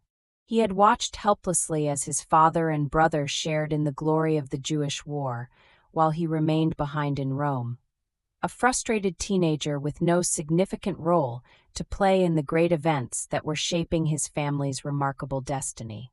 This early experience of exclusion and neglect seems to have marked him deeply and permanently, fostering resentments and insecurities that would shape his entire reign as emperor. When Vespasian and Titus were fighting for the throne in AD 69, Domitian was in Rome, nominally representing the Flavian cause, but largely irrelevant to the military struggle. He attempted to assert himself, issuing orders and making appointments, but his father and brother quickly curtailed his authority. During Vespasian's reign, Domitian held the consulship 6 times, an unprecedented honor that nonetheless came with no real power. He was a figurehead, displayed at ceremonies but excluded from the serious business of government. His father distrusted him. His brother, though outwardly affectionate, kept him at arm's length. By the time Domitian finally became emperor at the age of 29 upon the sudden death of his brother, He had spent his entire adult life being overlooked and systematically underestimated by everyone around him. Domitian proved to be a more capable administrator than his reputation might suggest. He took seriously his responsibilities as emperor, working long hours on the business of government and maintaining close personal attention to the details of administration. He reformed the currency, improving the silver content of Roman coins. He raised military pay, ensuring the loyalty of the legions. He sponsored an ambitious building program that transformed Rome, completing projects his father and brother had begun and adding new monuments of his own. The palace he built on the Palatine Hill was a marvel of engineering and architecture that would serve as the imperial residence for many centuries to come. He was not a passive or lazy ruler by any measure. He was determined to prove himself worthy of the position he had finally attained after so many years of waiting in the shadows. His military record was respectable if not brilliant. He campaigned personally in Germany, securing the frontier and winning a triumph that celebrated his victories over the Chatti. He fought wars along the Danube against the Dacians, a formidable enemy who would trouble Rome for generations. These campaigns were not uniformly successful. Ancient sources critical of Domitian accused him of buying peace with the Dacians rather than winning it through military superiority. But he kept the frontiers secure and maintained Roman prestige among the barbarian peoples who pressed against the empire's borders. A fair and balanced assessment of his military record would acknowledge both his genuine accomplishments and his significant limitations. It was in his relationship with the Roman Senate that Domitian's reign took its darkest turn. From the beginning, he made clear his contempt for the aristocratic traditions that the Senate represented. He insisted on being addressed as Dominus et Deus, Lord and God, a title that shocked Romans who remembered the carefully maintained fictions of the Augustan settlement. He appointed himself censor for life, giving himself permanent authority over the membership and morals of the senatorial class. He attended Senate meetings only to announce decisions already made, treating the ancient body as a rubber stamp rather than a partner in government. The senators, accustomed to at least the pretense of consultation, seethed with resentment. As the years of his reign passed, Domitian's suspicion of the senatorial class deepened steadily into genuine paranoia. Real conspiracies against him, including a very serious military revolt by the governor of Upper Germany in AD 89, convinced him that he was surrounded by enemies who wished him dead. He responded with a reign of terror that recalled the darkest and most frightening days of Tiberius and Nero. Informers were actively encouraged to denounce senators for treason, real or imagined. Trials were conducted with predetermined outcomes, the verdicts decided before the evidence was even heard. Executions and forced suicides thinned the ranks of the aristocracy with grim regularity. Property was confiscated to fill the imperial treasury. The philosopher Epictetus was expelled from Rome along with other teachers whose ideas might encourage resistance. An oppressive atmosphere of fear descended upon the capital city. The ancient sources paint Domitian as a monster, a cruel and suspicious tyrant who delighted in the suffering of others. They describe him spending hours alone, catching flies and stabbing them with a stylus. They accuse him of every vice, from sexual depravity to sadistic cruelty. How much of this is accurate, and how much is the revenge of senatorial writers whose class had suffered under his rule, is impossible to determine with certainty. The senators who survived his reign wrote the histories, and they had every reason to blacken his memory. Modern historians have attempted to rehabilitate Domitian's reputation, pointing to his administrative competence and the stability of the provinces under his rule. The truth probably lies somewhere between the hostile ancient portrait and the revisionist modern one.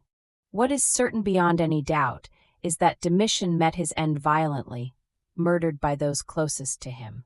On the 18th of September, AD 96, a A carefully planned conspiracy of court officials succeeded where multiple senatorial plots had failed. The conspirators included members of his own imperial household, freedmen and trusted servants who had daily access to the emperor's private chambers and knew his routines intimately. His wife Domitia may have been involved in the plot, though the evidence for her participation remains ambiguous and debated. The assassin struck him in his bedroom in the early hours of the day, stabbing him multiple times before he could call for help or defend himself. He was 44 years old and had ruled the Roman Empire for 15 long years. His violent death ended the Flavian dynasty forever and ushered in a new and very different era of Roman history.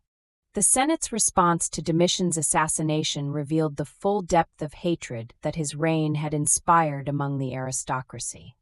They voted immediately and unanimously to damn his memory, a formal condemnation known as damnatio memoriae that ordered his name erased from all public monuments and his statues torn down and destroyed throughout the empire. The arches and temples he had built at such enormous expense were rededicated to other purposes or left to stand as anonymous monuments stripped of their creator's identity.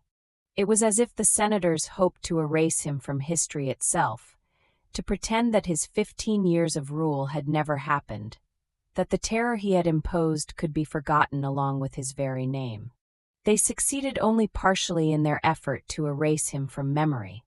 Domitian's buildings still stand in Rome today, and his reign, however controversial it remains, was an important and significant chapter in the story of imperial Rome that cannot simply be ignored or forgotten. And so we come at last to the end of our journey through the first century of the Roman Empire. We have traveled from Augustus, the cautious and calculating founder, who transformed a war-torn republic into a stable monarchy that would endure for centuries, through the troubled and often violent reigns of Tiberius, Caligula, Claudius, and Nero.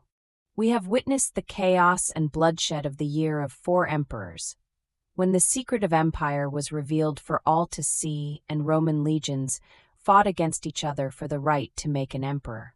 We have seen the patient restoration under Vespasian, the brief golden reign of Titus that promised so much, and the dark tyranny of Domitian that ended the Flavian line.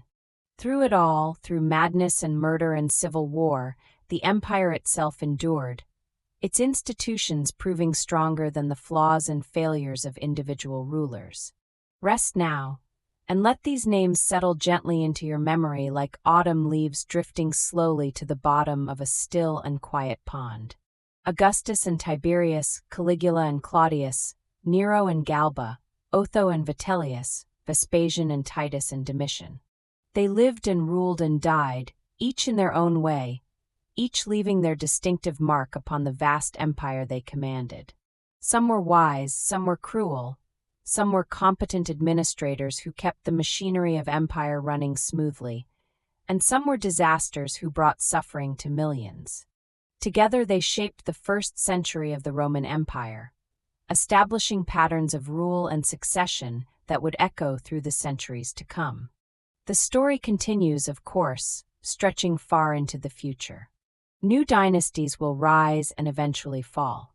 New emperors will face new challenges and new threats. But that is a tale for another time and another night. For now, let the silence settle gently around you and carry these ancient stories with you into peaceful sleep. And so we pause here, at the end of our journey through the first century of imperial Rome, to reflect upon what we have witnessed. 11 emperors have passed before us, each unique in character and circumstance, yet each grappling with the same fundamental challenges that the founder Augustus left unresolved. For all his genius in creating a new system of government, Augustus never solved the most basic question of all. How would power pass from one ruler to the next? The Roman Republic had endured for 5 centuries precisely because power was shared and rotated among the aristocracy. No one man held supreme authority for long, but the Principate concentrated all real power in a single pair of hands, and when those hands grew cold in death, chaos threatened to engulf the state. We have seen the consequences of this unsolved problem play out again and again across the decades of the first century. Tiberius came to power as Augustus's stepson and adopted heir, but only after Augustus's preferred successors had died one by one in a pattern that seemed almost cursed, leaving the reluctant and embittered Tiberius as the last viable option. Caligula inherited the throne as the last surviving male of his immediate family, his brothers murdered by Tiberius, his father Germanicus dead under suspicious circumstances that many blamed on imperial jealousy. Claudius was dragged from behind a curtain by soldiers who desperately needed an emperor and chose the only adult male of the imperial family still breathing. Nero was skillfully maneuvered onto the throne by his ruthless and ambitious mother, displacing the rightful heir Britannicus, who would soon be dead. And when Nero fell, the chaos was complete. 4 emperors in a single year, each claiming legitimacy, each dying violently, until Vespasian emerged from the bloodshed to found a new dynasty. The soldiers had always been the true foundation of imperial power, but the year of the 4 emperors revealed this truth to everyone. Augustus had carefully maintained the fiction that he ruled by consent of the Senate and people, that the legions were servants of the state rather than kingmakers. That fiction died on the roads of Italy in AD 69, when Roman legions marched against each other, and the throne went to whoever commanded the most swords. Tacitus captured this dark revelation in a single memorable phrase. The secret of empire was out, that an emperor could be made elsewhere than Rome. Once the legions understood their power, there was no going back. Every subsequent emperor would rule with one eye always on his soldiers, ensuring their pay arrived on time, their conditions remained tolerable, their loyalty stayed firm. The Praetorian Guard in Rome became particularly dangerous, close enough to strike at emperors, yet expecting ever greater rewards for their support. The Senate, that ancient body which had governed Rome through the centuries of the Republic, found itself in an increasingly awkward position throughout these decades. In theory, the Senate remained the supreme governing body of the Roman state. In practice, real power resided entirely with the emperor, and the senators knew it. Some emperors, like Augustus and Vespasian, maintained polite fictions of partnership, consulting the Senate on important matters and treating its members with outward respect.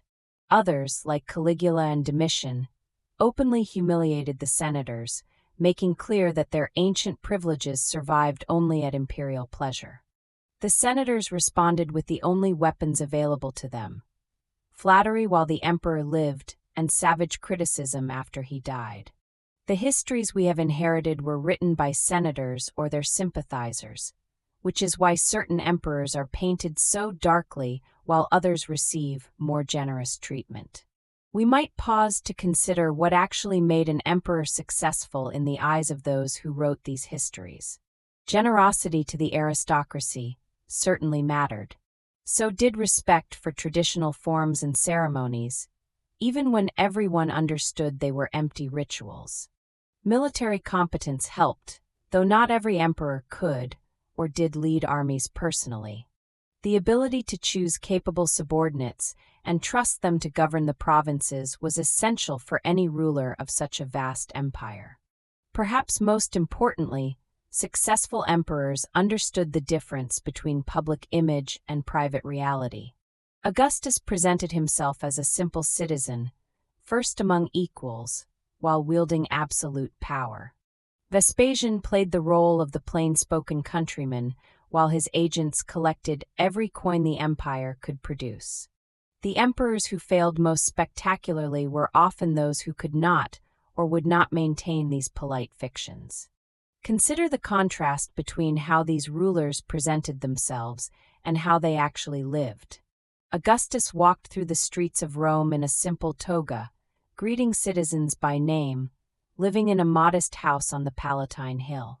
Yet his word was law across 100 million people, and his image gazed out from coins and statues in every city from Britain to Syria.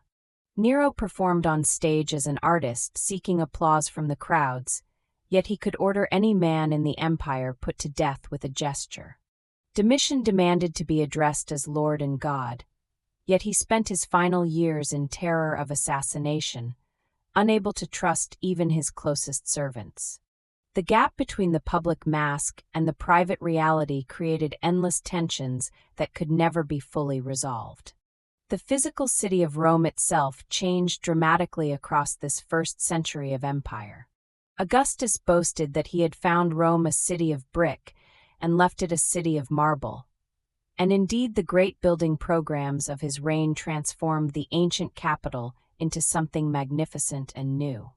Subsequent emperors continued this work, each seeking to leave their mark upon the urban landscape.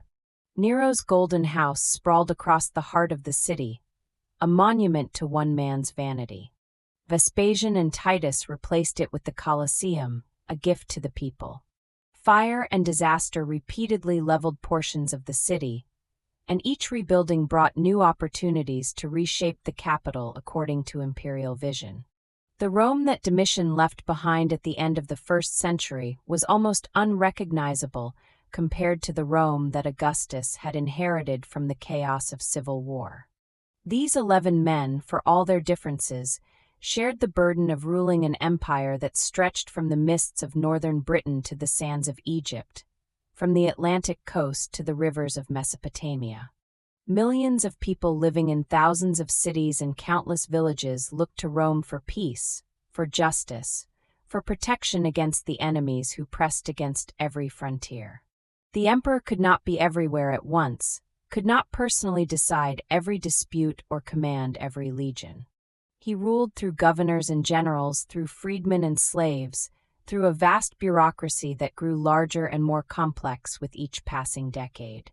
The personality of the man who wore the purple mattered, but so did the system he inherited and the servants who carried out his will.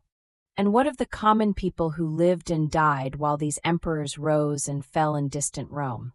For the farmer tending his fields in Gaul, the merchant loading his ships in Alexandria, the craftsman working his trade in Ephesus.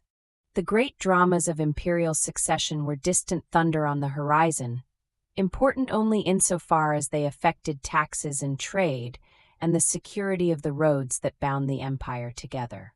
Life continued in its ancient patterns regardless of whether Tiberius or Caligula or Claudius sat upon the throne in the imperial palace. Children were born and given names, crops were planted in spring and harvested in autumn, goods were bought and sold in marketplaces that had operated for generations, prayers were offered to the gods both old and new, and the dead were mourned and buried according to customs that predated the empire itself. The empire provided the stable framework within which ordinary life unfolded in its familiar rhythms, and as long as that framework held firm, the identity of the emperor was almost irrelevant to daily existence. Yet hold it did, through madness and murder, through fire and plague and devastating civil war. The institutions that Augustus created proved remarkably resilient, surviving rulers who seemed absolutely determined to destroy them through negligence or malice. When Caligula was murdered by his own guards, the empire did not collapse into chaos. When Nero fell, and the armies marched against each other, the provinces remained largely at peace, and the administration continued to function. When Domitian was struck down by conspirators in his own bedroom, his successor Nerva could take the throne without yet another round of bloody civil war. The system worked, however imperfectly and however much it depended on the character of individual rulers, and it would continue to work for centuries yet to come. The emperors we have met tonight were only the first chapter of a much longer and more remarkable story. Let these reflections settle gently into your mind as sleep approaches and the waking world recedes. The names and dates and events may blur together as drowsiness takes hold, and that is as it should be. What remains is the sense of a world vast and ancient, of men struggling with power and its inevitable corruptions, of an empire that rose from the ashes of civil war and endured through centuries of change, shaping the world we have inherited in ways both visible and hidden. Rest now, and let the silence of those distant centuries wash over you like a gentle tide upon a quiet shore, carrying you toward peaceful dreams.